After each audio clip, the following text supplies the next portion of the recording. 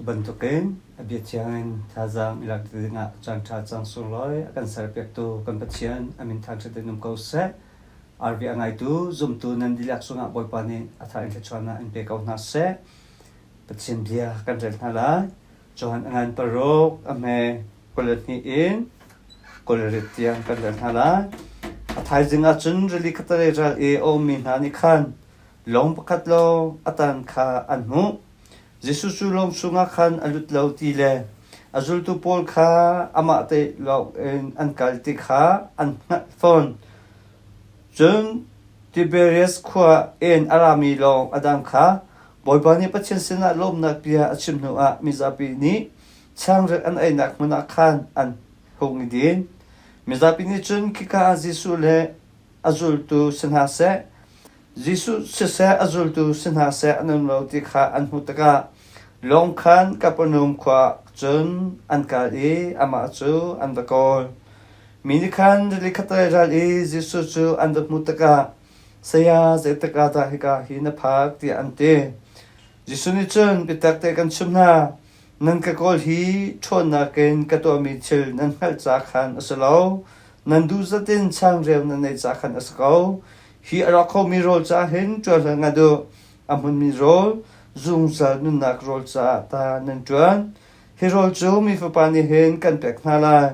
ze cha tia pa asimi pachen ni keima chunga hian alung sina kha khen chang ti ate chu cha ani ni chun an tho e pachen ni chuan na se ti akan du ningin kan chuan a chun ze hida kan chuan ok chu si lai ti an hal jisuni chun alai na e pachen ni to na se ti an du min ha rian chu hi asi athami zumi tia atina boipa thong thabia asi mo bokri nangma chunga thangthana komkau se nin chana atlanta in kadumi chu pachiam ni to na se tia akan du mi rian ti mi kong asala kan boipa jesu kha khol atlong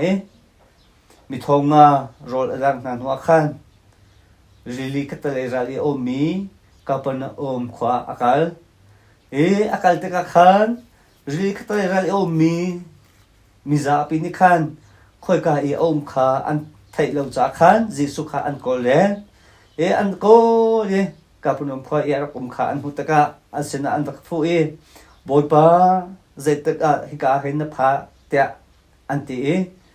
jisu ni chon nan ka ko hi tho nakin chil ka to mi nan hu cha khan asalo chang reo khim te na ne ro khan asi ti atina ikaso thazang elected dinga chim ka dumi cho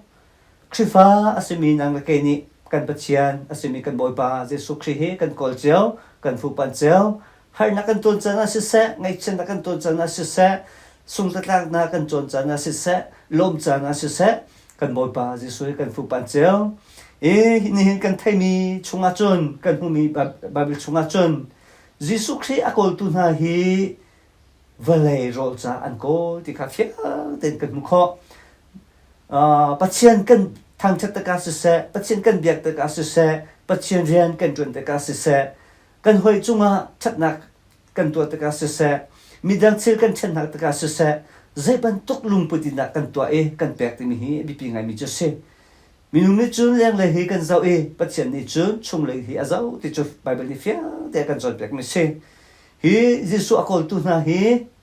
jisu an kol mi hi zung za nu nak cha se lo chikhat cha valai nom nak cha valai pokim nak cha lo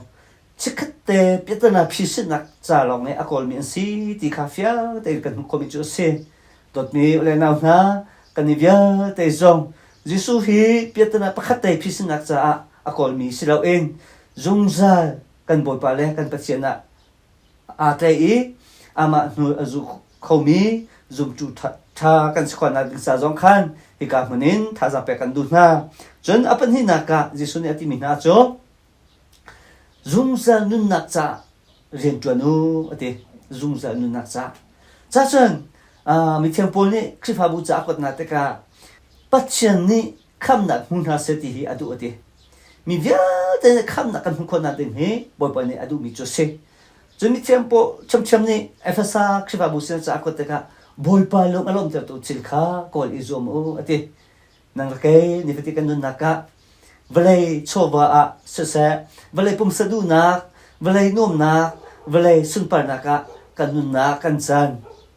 chan sung loi kan pe sol mo hi arok khomi rol cha a sol chang mi kan si sol mo